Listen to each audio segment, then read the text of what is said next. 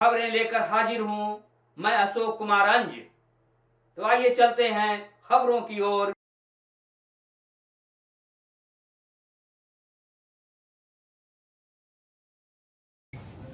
ऐसी बार बार शिकायत मिलती थी कि आम नागरिकों का फ़ोन कई बार चोरी हो जाता है, कई बार गुम हो जाता है। इसको लेकर के हमारे द्वारा एक विशेष टीम का गठन किया गया था जो तकनीकी शाखा में लगातार क्रियाशील था और उसके द्वारा जनवरी 2023 से लेकर के दिसंबर 2024 तक कुल मिलाकर के 800 मोबाइल बरामद किए गए हैं और जिसकी कुल अनुमानित मूल्य करीब 1 करोड़ 60 लाख रुपए पाई गई है और इन सभी लोगों को 800 मोबाइल को बरामद कर उनके जो वास्तविक धारक हैं उनको वापस कराया गया है। आज अभी 21 दिसंबर से लेकर के 29 दिसंबर तक कुल 22 मोबाइल बरामद किए गए थे। तो आज कुल 22 मोबाइल को उनको वापस किया गया है और पूर्व में 21 दिसंबर तक कुल 778 मोबाइल को बरामद करके वापस किया गया था। तो लगातार यह अभियान गया पुलिस के द्वारा चलाया जा रहा था और आगे भी चलाया जाएगा। जी सर। गया पुलिस के द्वारा लगातार विगत 2 वर्षों से अपराध कर्मियों की गिरफ्तारी के लिए और वैसे सभी असामाजिक तत्वों के विरुद्ध कार्रवाई लगातार की जा रही थी, जिसके फलस्वरूप जनवरी 2023 से लेकर के 29 दिसंबर 2024 तक विशेष अभियान चला करके 27,368 अपराध कर्मियों को गिरफ्तार कर जेल भेजा गया है और पुलिस की कार्रवाई के कारण 17,000 से अधिक अपराध कर्मी न्यायालय में आत्मसमर्पण किए। कुल मिलाकर के 44,000 से अधिक अपराध कर्मी या तो जेल भेजे गए हैं या माननीय न्यायालय में उनके द्वारा आत्मसमर्पण किए हैं। हत्या के कांड में विशेष उसमें कार्रवाई की गई थी जिसमें 442 अपराध कर्मियों को गिरफ्तार करके जेल भेजा गया है। दहेज हत्या के कांड में 88 अपराध कर्मियों को गिरफ्तार करके जेल भेजा गया है। डकैती के कांड में 102 अपराध कर्मियों को जेल भेजा गया है। लूट के कांड में 233 की गिरफ्तारी की गई है। गृहभेदन में 63, चोरी और वाहन चोरी के कांड में 626 अपराध कर्मियों को गिरफ्तार कर जेल भेजा गया है। SC/ST के कांड में 1026 अपराध कर्मियों को गिरफ्तार करके जेल भेजा गया है।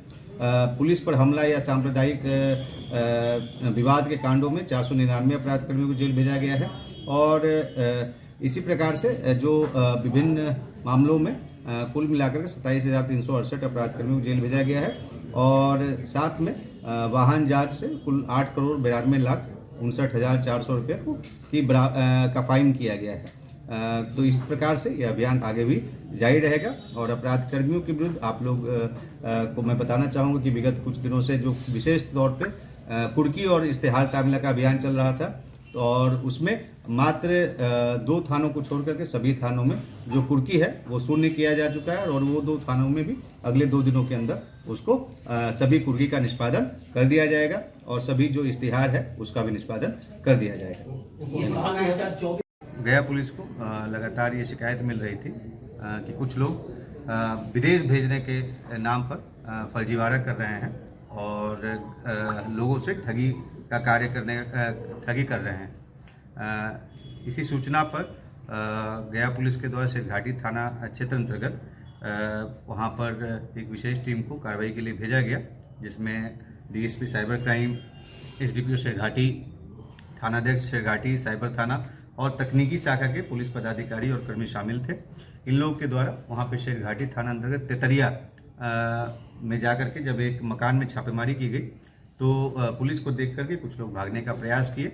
उनका फिर पीछा करके उनको पकड़ा गया जिसमें 5 लोगों की पकड़ा गया। उन लोगों से जब वहाँ पर तलाशी ली गई और तो उन अभियुक्तों के पास से और उस मकान से 1 लैपटॉप, 21 मोबाइल, 15 रजिस्टर और 3 मोटरसाइकिल और फर्जी कई सारे डॉक्यूमेंट्स वहाँ से बरामद किए गए।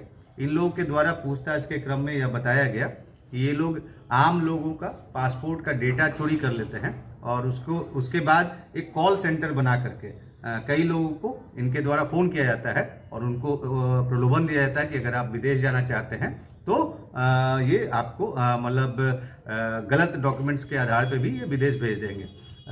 तो इस प्रकार से इनके द्वारा आम नागरिकों से साइबर ठगी किया जा रहा था।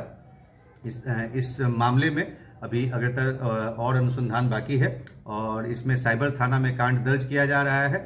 इसमें जो 5 लोग पकड़ाए हैं उसमें से मुख्यतः जमील अख्तर जो कि डुमरिया थाना क्षेत्र का रहने वाला है, सलैया गांव का, ये इनके द्वारा इस प्रकार के जो मुख्य भूमिका में शामिल थे और उसी के द्वारा डुमरिया थाना क्षेत्र के 3 अन्य व्यक्तियों को और एक रांची का व्यक्ति मोहम्मद इमरुद्दीन अंसारी, इसको बुला करके इस तरह का कार्य यहाँ पे किया जा रहा था।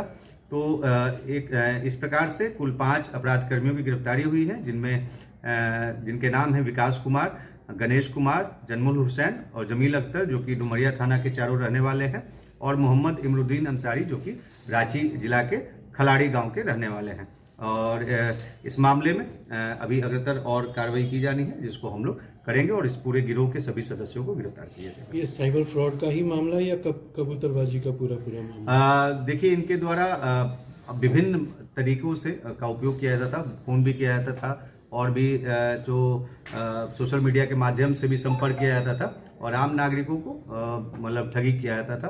तो साइबर ठगी का अभी तक मामला प्रकाश में आया है, लेकिन हम लोग उसमें और अग्रतर जांच करना चाहते हैं। दिनांक 24 नवंबर 2024 को बोधीबिघा थाना को एक सूचना प्राप्त हुई थी कि नूनी सोत गांव में एक वृद्ध महिला की गला काट करके हत्या कर दी गई थी। यह काफ़ी गंभीर मामला था और इस संबंध में बोधीबिघा थाना कांड संख्या 76/24 दर्ज करके अग्रतर कार्रवाई प्रारंभ किया गया था और सभी जो वरीय पदाधिकारी, अनुमंडल पुलिस पदाधिकारी इमामगंज को तुरंत घटनास्थल पर भेजा गया था। इस मामले के उद्भेदन तथा इसमें कार्रवाई के लिए डॉग स्क्वाड और एफएसएल की भी का सहयोग लिया गया था तथा तकनीकी अनुसंधान के लिए तकनीकी शाखा की भी हमारी टीम कार्य कर रही थी। इसी क्रम में तकनीकी अनुसंधान के क्रम में और जो अनुसंधान के क्रम में यह बात पता चली कि शेरघाटी थाना अंतर्गत बढ़ई टोला में इस मामले का एक अपराध कर्मी छुपा हुआ है, जिसकी गिरफ्तारी के लिए तकनीकी शाखा की टीम और बोधीबिघा थाना की टीम वहां पर पहुंची। तो किराए के मकान में रह रहे एक व्यक्ति को वहां पर पकड़ा गया, जिसका नाम शशिकांत सुधाकर है, जो कि बोधीबिघा के भंगिया गांव का रहने वाला है। इसके जब तलाशी ली गई तो इसके पास से 2 फ़ोन बरामद हुआ, एक कीपैड फ़ोन और एक स्मार्टफोन बरामद हुआ और उससे जब अग्रतर पूछताछ किया गया तो उसके द्वारा बताया गया कि उसका एक अन्य सहयोगी है लालू कुमार, उसके घर पे उसने जो हथियार है छुपाया हुआ है और उसके घर से लालू कुमार के घर से इस घटना में प्रयोग किया गया चाकू भी बरामद किया गया और शशिकांत सुधाकर के पास से इस घटना को कारित करने में जो मोटरसाइकिल उपयोग किया गया था उसको बरामद किया गया। उससे अग्रतर पूछताछ के आधार पर और जो 2 अन्य व्यक्तियों की गिरफ्तारी की गई, जिसका नाम है मनीष कुमार और उषा देवी, जो दोनों नूनीसा सोत गांव बोधीबिघा के रहने वाले हैं। उषा देवी के द्वारा पूछताछ में बताया गया कि इनकी सास जो है वो सारा संपत्ति अपने सौतेले बेटे और ननद को देना चाहती थी, जिसके कारण उषा देवी के द्वारा अपने अन्य सहयोगियों के साथ मिल करके, विशेष करके उषा देवी के द्वारा मनीष कुमार को पहले अपने साथ शामिल किया गया और क्योंकि उसके बाद मनीष कुमार ने फिर शशिकांत सुधाकर से संपर्क किया और लालू कुमार से संपर्क किया, जिसके बाद इस प्रकार की घटना उन दोनों के द्वारा कारित की गई है। उसके द्वारा यह भी बताया गया कि इन्होंने मनीष कुमार से संपर्क किया और अपनी सास की हत्या के लिए 50,000 रुपये मनीष कुमार को दिया था। मनीष कुमार ने भी इस घटना में अपनी संलिप्तता स्वीकार किया है और बताया कि उषा देवी के साथ उसका प्रेम संबंध चल रहा था, जिसे कहने पर उसने शशिकांत सुधाकर से संपर्क कर 10,000 रुपया एडवांस और 40,000 रुपया काम होने के बाद देने की बात पर उन लोगों को तैयार किया था। शशिकांत सुधाकर के द्वारा बताया गया कि उसके द्वारा लालू कुमार के साथ मिलकर के इस प्रकार की घटना कारित किया गया है और लालू कुमार को पूर्व में ही 24/12/24 को हथियार के साथ गिरफ्तारी उसकी हुई थी, जिस संबंध में डुमरिया थाना कांड संख्या 100/24 दर्ज किया गया था।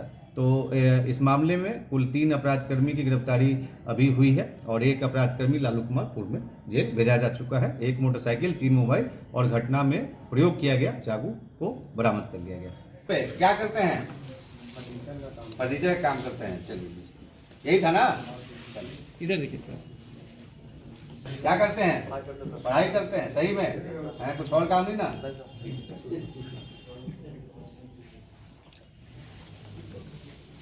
दीपक कुमार, आप क्या करते हैं? व्यवसाय करते हैं। चलिए, आपको कोई बधाई।